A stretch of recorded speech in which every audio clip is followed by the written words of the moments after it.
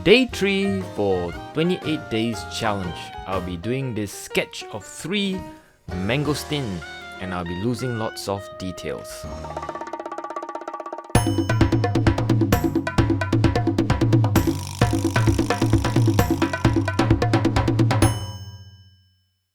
Okay, so I'm using this postcards, watercolor postcards from Hahnemuller. They are very good, handy size. I've already done 2 so far.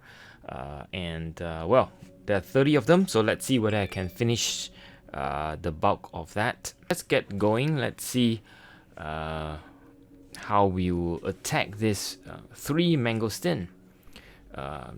And as usual, I draw with my black wing Palomino pencil. It's getting shorter and shorter as I use it more and more. Focus on the big broad shape, right, which includes the shadow, and don't worry too much about the details of the tables and all the squares and so on and so forth. That's just too much information for now. At this point, I'm just going to put the first layer, basically consisting of cobalt mixed with quinacridone rose, which is a beautiful gray purple, of course. And I'm just looking at where I would like the light version of the skin of the mangosteen. I use the same color for the shadow, of course. It's so that it looks like it's one piece and it looks like it's unified. Soften some of the edges, and continue with the other 2 mangosteens as well.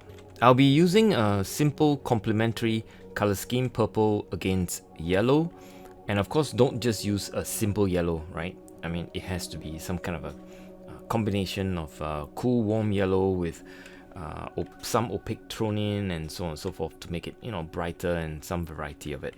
As I'm sketching the petals, I am just, mindful that I need to create 3-dimensional form, because if you look at the photograph, they do curve around and they are kind of, nice and round, if you like. One of the best way to create form in any of your sketches is to look carefully at the shadows. Shadows are amazing. I mean, if you can, think about shadows, you create the 3D, out of a 2D piece of paper, right? I mean, that's the whole idea.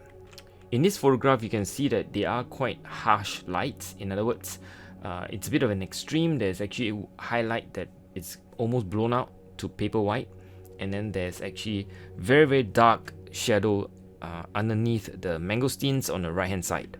So already at this stage, I'm thinking, I gotta go a few more layers to put in even darker shadows. Go darker because as you know, watercolor, when it lightens up, it is actually dry lighter. So always remember that when it looks right, when it's wet, it is wrong. Okay, so you can see that I'm putting in the darker shadow and with some lines as well. The lines also give it a sense of form, and it helps with a 3-dimensional sculpting.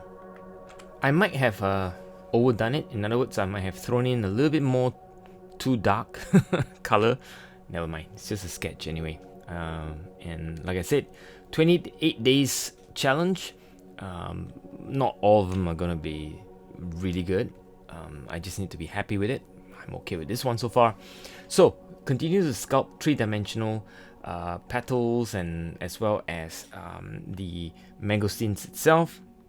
I noticed that the shapes are all very hard edges, so I'm going in to soften some of the edges of the shape I just laid down, including some of the petal to make it more realistic, because soft edges is one of those things you got to be very mindful. It's easy to create hard edges if you leave it dry, especially when it's wet on dry. Now going in to put a bit more backdrop for the background. I'm not going to paint every single thing. I'm going to have a bit of an oblique line.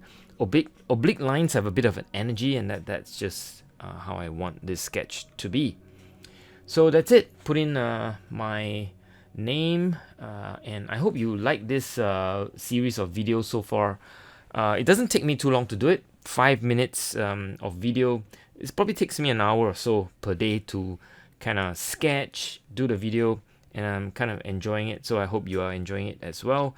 And so stay safe wherever you are. This is Whee Teck out.